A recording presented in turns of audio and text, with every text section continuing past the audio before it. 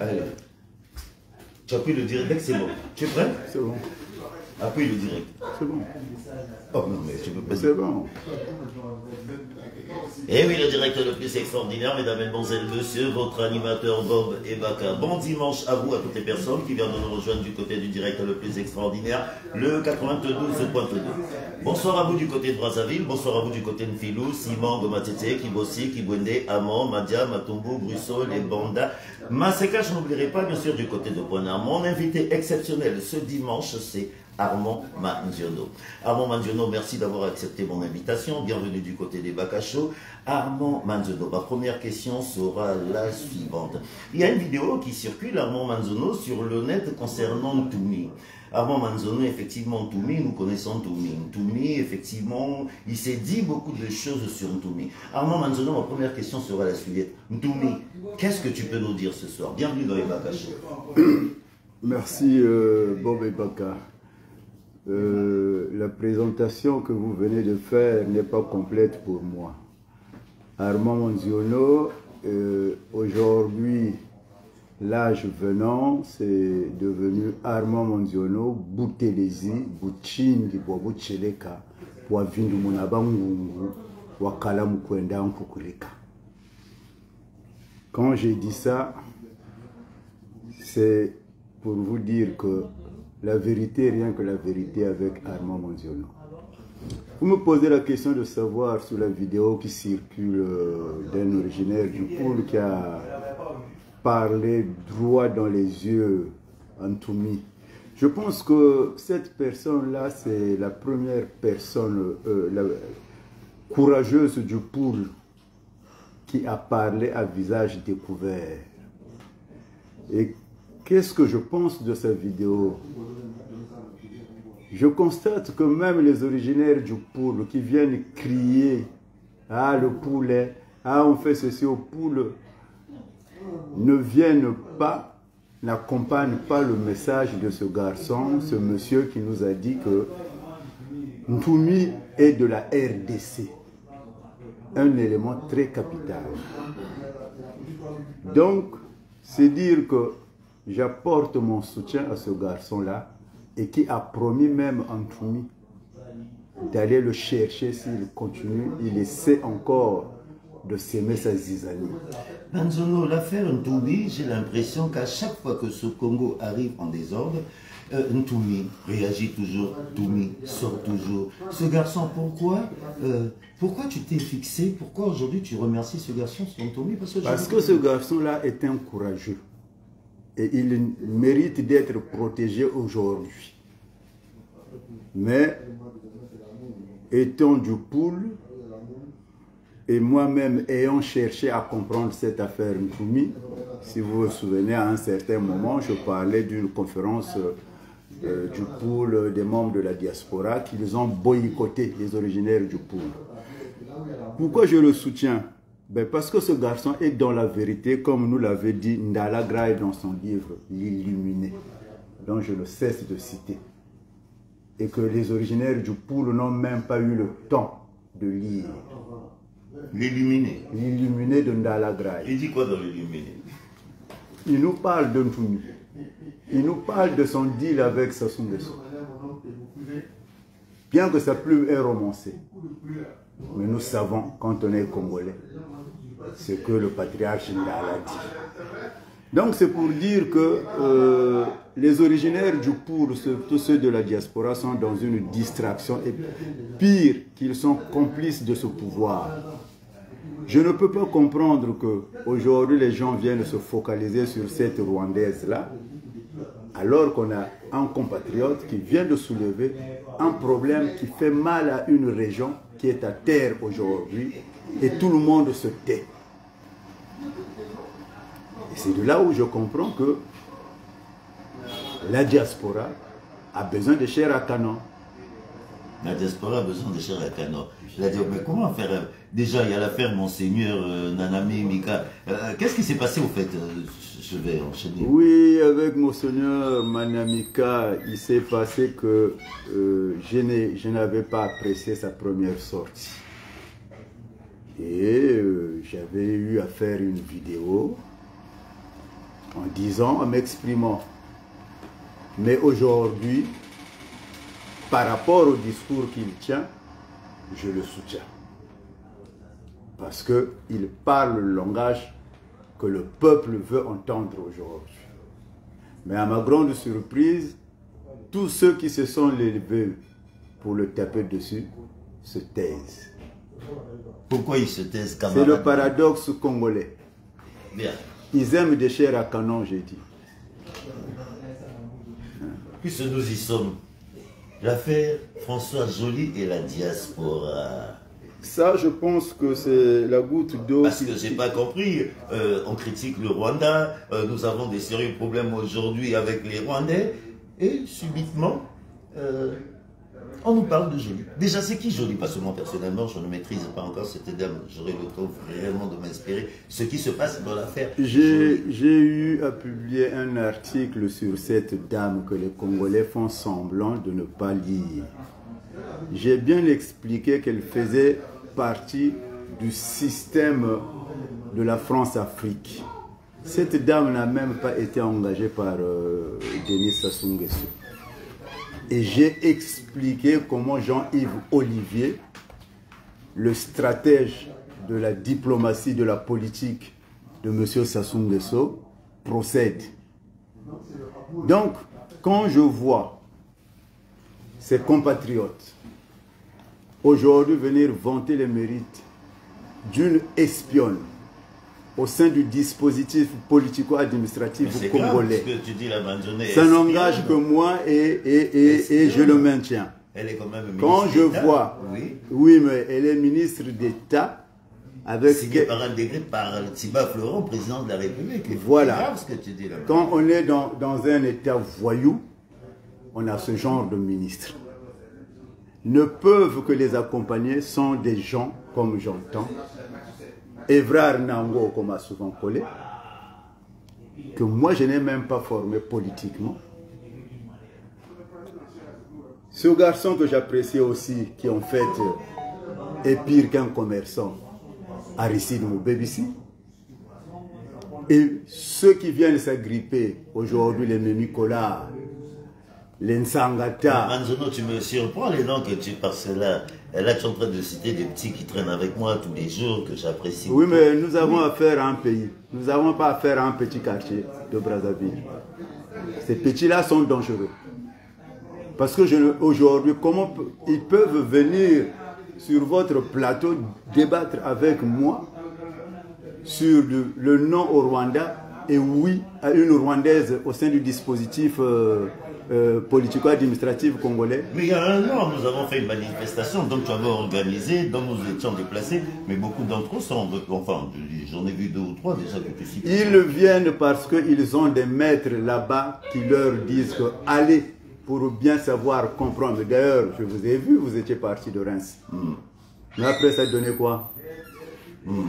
Ça donnait quoi cette manifestation-là? Et là, il y en a une qui venait de se faire. Ils se sont arrêtés où?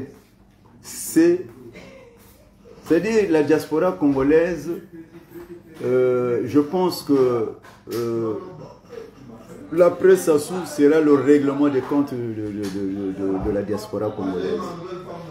Parce qu'une diaspora a un rôle dans un pays, un pouvoir qui a tout foutu à terre et qui vous sort des gens et vous vous permettez de venir les encourager au nom de quoi? Au nom du chômage que les gens vivent ici. Au nom de quoi on peut venir encourager cette dame? Je répète et je le dis. C'est une espionne au sein du dispositif politico-administratif congolais. Et ça, c'est la stratégie de Jean-Yves Olivier, qui n'en est pas à sa première stratégie. Jean-Yves Olivier. Oui. Tu es sûr de ce que c'est le penseur de la politique de M. Sassou.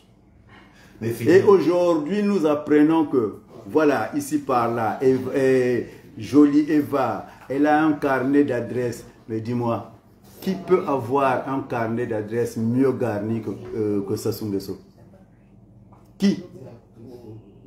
Quand on ne connaît pas l'histoire d'un pays, par exemple sur la diplomatie de la Russie et du Congo, mais ces gens qui parlent savent que la maternité Blanche Gomez a été construite par les Russes. Mais en parlant de la Russie, je vais profiter de l'occasion du président. Oui, mais je parle de ces relations où on vient dire que le carnet je sais pas comment on l'appelle, je fais confusion même, de Françoise Joly, pèse tout ça. Quand Blanche Gomez était construite, c'était par qui? Nous avons l'hôtel Cosmos. Ces relations-là datent d'il y a 60 ans. S'ils ne savent pas que Denis Sassou Nguesso est bien né pour bénéficier de tout le travail que Mariam Wadi a fait et les autres, il devrait se taire. Il devrait nous laisser mener ce combat-là.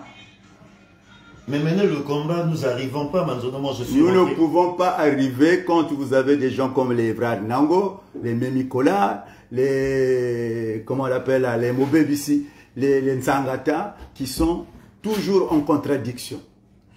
Manzono, nous avons vu cette diaspora s'organiser, nous avons vu les Ivoiriens s'organiser, nous avons vu les Sénégalais s'organiser, mais nous les Congolais de Brazzaville, je me rappelle quand nous avons commencé les directs sur Facebook, nous étions le premier à nous exprimer. Pourquoi nous sommes les derniers aujourd'hui? Les Ivoiriens nous ont dépassés, les Camerounais nous ont dépassés, les Aïrois nous ont... Bon, non, ils ne nous ont pas dépassés, ils ont copié ce que nous faisions. Et ils le font aujourd'hui bien. Pourquoi il y a un problème chez les Congolais? Vous savez, le Congo-Brazzaville, c'est les entrailles du diable. Donc, ne peuvent sortir que là-bas des sorciers. Mais tu comprends pourquoi souvent je dis Mbokali Babé, Mbokali Tatolo, que c'est un pays maudit, c'est un pays de sorciers. Donc, tu me donnes raison aujourd'hui, Manzo. Mais puisque je suis en train de vous démontrer, pouvez-vous m'expliquer ces jeunes qui, aujourd'hui, viennent nous vanter les mérites d'une Rwandaise qu'on vous a introduit comme espionne? Alors que tout le monde dit non à l'invasion rwandaise. Qu'ils viennent. Moi, je dis une chose. Je les défie sur un plateau. Qu'ils ne viennent pas me répondre en faisant un audio quelque part ou en faisant une vidéo qu'ils vont poster. Oui, mais en parlant, parce qu'effectivement, tous les gens que tu as cités là, c'est des petits avec lesquels j'ai l'habitude de traîner avec eux, j'ai l'habitude de discuter avec eux. Je ne suis pas le seul à les connaître. Aujourd'hui, je vous dis que nous avons affaire à une nation, pas à un petit quartier de Brazzaville. Maintenant, nous avons un gros problème qui se passe aujourd'hui. Nous avons pratiquement près de 10 millions de morts au niveau de Kinshasa. Nous avons des problèmes avec le Rwanda. Kinshasa et nous sommes toujours partagés. Nous n'avons pas de problème avec le Rwanda. Le Rwanda vient nous chercher des problèmes. Bon, mais le Rwanda est rentré chez nous. Nous avons vendu des hectares aujourd'hui du Rwanda. Nos frères, les Congolais de Brazzaville, nous regardent aujourd'hui. Les Congolais de Kinshasa nous regardent aujourd'hui, commencent à se poser des questions. Mais qu'est-ce que les Congolais de Brazzaville ont emmené les Rwandais chez nous et on a donné des terres dans tout le sud du Congo? C'est grave. Pourquoi ils n'ont pas donné chez nous au nord? Vous savez, je veux vous dire une chose. Je ne rentre pas dans cette polémique. L'affaire du Rwanda est une affaire de coup d'État. Ce n'est pas une affaire de cession de terre. Les Rwandais ne s'installeront jamais au Congo. Mais les Rwandais sont là pour venir nous imposer le fils de Sassou Nguesso. Les choses doivent être claires. Donc, toutes les contorsions qui se font autour de ces accords-là, qui n'ont jamais été rendus publics, que même lui-même, Kiki, est incapable de venir défendre. Nous avons vu le cinéma qui s'est passé au Sénat entre Pierre Ngolo et le Premier ministre. Alors que c'est une séance qui devrait faire intervenir les ministres concernés dans cette affaire du Rwanda. Je pense qu'il est temps que nous tirons, non pas la sonnette d'alarme, que nous passions aux actions concrètes dans cette diaspora. Nous avons des audios de M. Nsangata aujourd'hui qui se permet de venir dire qu'il préfère Okemba que Kiki. Mais quand Rostel Bakwa, les généraux Vadou ont rencontré M. Okemba, lesquels qui se sont levés ici? Quand je parle je dis que le Congo c'est les entrailles du diable, surtout en Afrique centrale. Je sais de quoi je parle. Est-ce que la démarche de M. Bakwa ou du général Vadou était une mauvaise démarche pour rencontrer un responsable du pays? On a dit non, ça ne pouvait pas se faire. Aujourd'hui, ce sont les mêmes qui reviennent. D'ailleurs, j'ai oublié un nom. Il y a aussi Faye, l'homme qui est au-dessus du ciel, qui a toutes les informations de ce gouvernement-là. Donc, je ne comprends pas comment ces gens-là, qui ne sont pas au pouvoir, ont des informations. Moi, j'ai un site que j'anime. C'est des analyses, c'est de la réflexion. Eux, ils font comment pour avoir ces informations-là? Nous avons vu Mobé ici venir vanter la beauté d'une dame d'Ingani, qui était devenue la plus belle femme du Congo et du monde, s'il faut le dire. Vous trouvez normal ces gens-là? Et même cette ministre Ingani qui permet aux gens de venir faire ce cinéma sur le net. Tout ça, c'est parce que le Congo n'a pas d'opposition, que ce soit à l'intérieur ou à l'extérieur. Maintenant, il faut créer une opposition et c'est ce qu'ils font, c'est ce qui les entretiennent. Mais avant Manzono, nous avons Tatsima Biala. Oui, mais Tatsima Biala, il a été clair. Qui a été le premier à combattre Parfait Kolela? C'est pas ce Tatsima Biala là? Tatsima Biala est dans un deal. Je me souviens d'une histoire. Nous étions en 2009. Je me souviens en 2009 quand l'opposition, c'était le FOC, arrive sur la place de Paris, nous étions à l'espace Charenton. Mais Tatsima Biala, au bout de 6 heures, 7 heures de débat de cette opposition qui était entre guillemets, mais c'était l'opposition qui était arrivée avec Mathias Nzon. Au bout de 6 heures ou 7 heures de débat, Tatsima Biala en était le porte-parole. Qu'est-ce qu'il était venu nous dire à la conclusion? Nous sommes une opposition de circonstances. Alors, ceux qui n'avaient rien compris ce jour-là ne comprendront plus rien. Tatsima Biala n'a jamais été un opposant. Tu m'as dit une chose, il faut recréer une opposition. Mais déjà, nous passons notre vie à s'engueuler, à s'insulter sur Facebook, sur les réseaux. Comment créer une opposition aujourd'hui, puisque nous parlons, il est sudiste, il est Batiké, il est du Nord, le Congolais n'a pas ce problème-là. Si, le Congolais n'a pas un problème du sud, du nord, du machin. On a mis une équipe. Nous commençons à le voir aussi en Côte d'Ivoire, ça commence à arriver avec les Ivoiriens. Ils commencent à parler ethnicité aussi. Ça a commencé au Congo chez nous en 80. L'ethnicité. Je ne veux pas rentrer dans cette histoire de Conan Bédier et les autres. Bien. Mais restons sur le cadre congolais. On a monté des gens pour rendre inaudibles ceux qui sont dans la vérité. Il n'y a que nous-mêmes qui devrons nous choisir. Savoir que le discours d'un tel est vrai. Le discours là-bas est faux. Donc c'est à nous. On doit se parler. Ça, je peux le témoigner. Les Congolais qui parlent de politique dans la diaspora ne se parlent pas. Ils n'ont pas le courage de prendre le téléphone. Alors, Guy Mafimba, salut, comment vas-tu?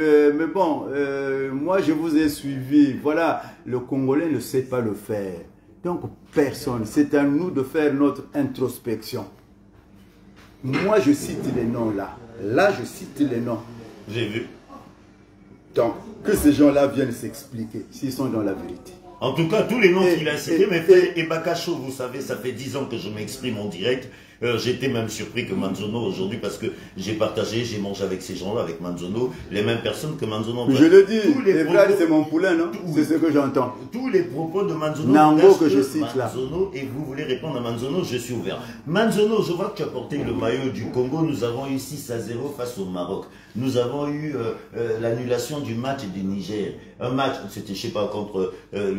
Et puis tu me portes le maillot du Congo. Vous avez encore une équipe dans ce pays, Manzono. Comment on peut avoir 6-0 et on a eu deux fêtes? 6-0. Vous savez, je vais vous dire une chose qui va vous épater. Ça fait 50 ans que je vis dans ce pays-là, je ne suis pas français. Donc, si je porte les couleurs de mon pays, c'est pour vous dire que le patriotisme, il est en moi. Maintenant qu'on nous batte, mais il y a des signes, ça veut dire que le pouvoir doit dégager. Il y a des signes. Il faut savoir les lire. Comment une équipe nationale peut aller se faire humilier comme ça. Tous ces signes-là, personne ne les lit. Mais nous avons affaire à des gens qui, en fait, je concède leur indignation. Mais ce ne sont pas des politiques. Moi, je vous mets à défi. Mettez-moi devant ces gens-là pour que nous discutions idéologie politique. Vous comprendrez que ce n'est pas leur problème. Ils n'ont pas de convictions. Que ce soit les ministres qui sont nommés là-bas. Moi, Manziono, je ne le souhaite même pas parce que je n'ai même pas envie d'être ministre des singes. Nommé ministre. Et vous venez dans les réseaux sociaux. Mais on a dit que tu travailles avec Mondele Ngolo. Bon, travailler avec Mondele Ngolo, ça veut dire quoi? Je veux que ça soit clair, cette histoire-là. Non, on a dit, Manzone est financé par Mondele Ngolo, le général Mondele Ngolo. Vous savez, hier samedi, j'étais au boulot. Ouais. C'était pour aller travailler quoi? Pour chercher quoi? Que le général Benoît Mondele Ngolo vienne me financer. Par rapport à quoi? J'ai vu arriver tout le monde. Je suis arrivé dans ce pays-là, c'était l'UTA que j'avais pris. Je ne suis pas arrivé par Sabena. En ce temps-là, Mondele Ngolo n'existait pas. Mondele Ngolo était un écrivain. Là, j'ai un de ses livres. Les réflexions sur la mort. C'est quelqu'un qui écrit tous les jours. C'est quelqu'un qui m'inspire. Et là, il vient de publier SOS Démocratie. Mais si vous ne lisez pas, si vous ne suivez pas ce genre de personnes qui ont été des architectes de ce pays-là, ces gens-là sont arrivés. La première des choses, c'était il ne faut pas prier. C'était le Benoît Mondele Ngolo. Aujourd'hui, Benoît Mondele Ngolo est un Mwanzolo Pama. Qu'est-ce qui s'est passé? Est-ce que les Congolais se posent des questions? Est-ce qu'ils cherchent à discuter avec cette personne-là? C'est là où je dis, malgré les cravates qu'il porte, c'est encore des primitifs. Le vrai primitif, ce n'est pas Sassou. Ce sont ceux de la diaspora. Parce que j'ai souvent entendu cette rhétorique et ce machin de Benoît Mondele Ngolo. Benoît Mondele Ngolo, c'est un père. C'est quelqu'un qui était là. Qui a vu comment... En plus, le réajustement qu'ils ont voulu faire avec les Diawara, il était là-dedans. C'est une personne qui vient ici présenter ses livres.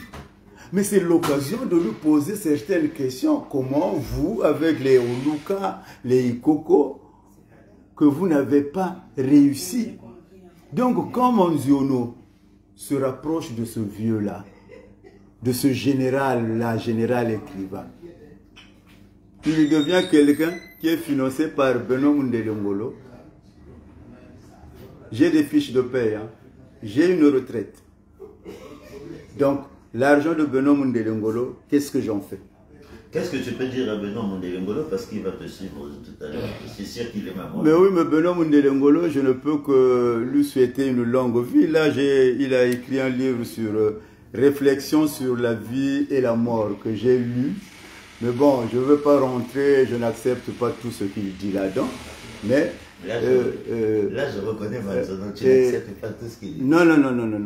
Mais pour le général Benoît Mondele Ngolo, je ne peux que lui souhaiter une longue vie parce que c'est des gens qui ne peuvent pas avoir une retraite. Il y a quelques années, il avait même publié Adieu mes lecteurs. Moi, j'avais rigolé. Parce que quelqu'un qui est dans l'œuvre de l'esprit n'a jamais de retraite. Il ne pouvait pas dire adieu à ses lecteurs. La preuve, il est revenu aujourd'hui. Là, il écrit SOS Démocratie. Qu'est-ce qui se passe? Bien. Pourquoi lui il dit SOS Démocratie? Il était aux affaires. Il était aux affaires, Benoît Mondele Ngolo. Manzano, pour terminer, je vais te laisser, c'est la tradition des Bakacho, nouvelle formule. Tu sais très bien que je ne peux pas terminer cette émission sans parler de Boukadia. Manzano, nous sommes en 2024. Le président Boukadia, aujourd'hui, j'échange beaucoup avec lui, c'est mon prochain invité.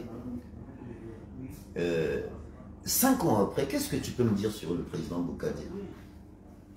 Vous savez, et après, tu leur dis ton dernier. Déjà, le sur Monsieur Bougadia, il y a beaucoup à dire.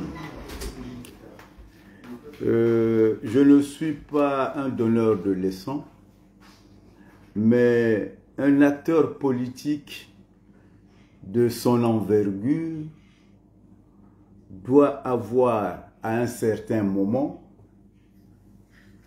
le courage d'interpeller les feuilles qui s'agitent et discuter avec eux. Ce ne sont pas aux feuilles d'aller, ce sont des feuilles qui bougent. Lui, par rapport à ses connaissances, contrairement à ce que les gens peuvent dire, j'ai commencé à lire Bougadia depuis 1996. Il publiait dans les nouvelles congolaises. Donc, dans le fond, ce n'est pas quelqu'un qui m'est étranger. Il aime son pays. Il s'est passé beaucoup de choses, il se dit beaucoup de choses. Mais c'est à lui de lever le doute autour de tout ça, pour ne pas dire d'organiser un débat et de nous demander qu'est-ce que vous me reprochez. Puisque c'est vous qu'on voit dans les réseaux sociaux venir dire tout et n'importe quoi sur ma personne, que moi j'ignore. C'est ça que je peux demander à M. Bougadia. Pour le mot de la fin, merci d'avoir accepté mon invitation. Je te laisse t'exprimer pour le mot de la fin. Et qu'est-ce que tu peux dire pour le mot de la fin? Et merci encore une fois, Manzono. Je te laisse terminer. Mon mot de la fin sera que Dieu nous donne la force, que nous puissions nous battre pour relever le Congo là où on l'a amené. Je ne serai jamais avec ces gens qui ont des discours contradictoires.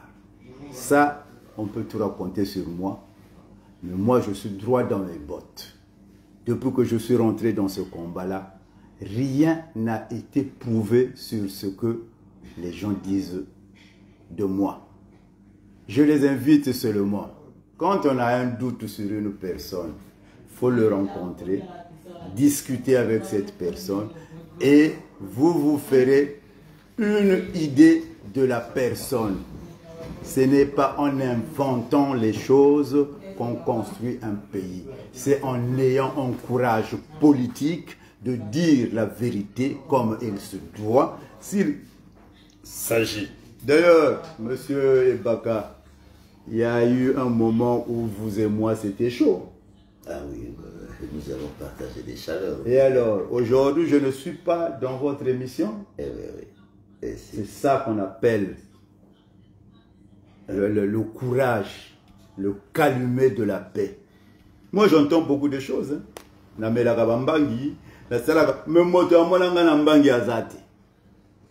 quand même,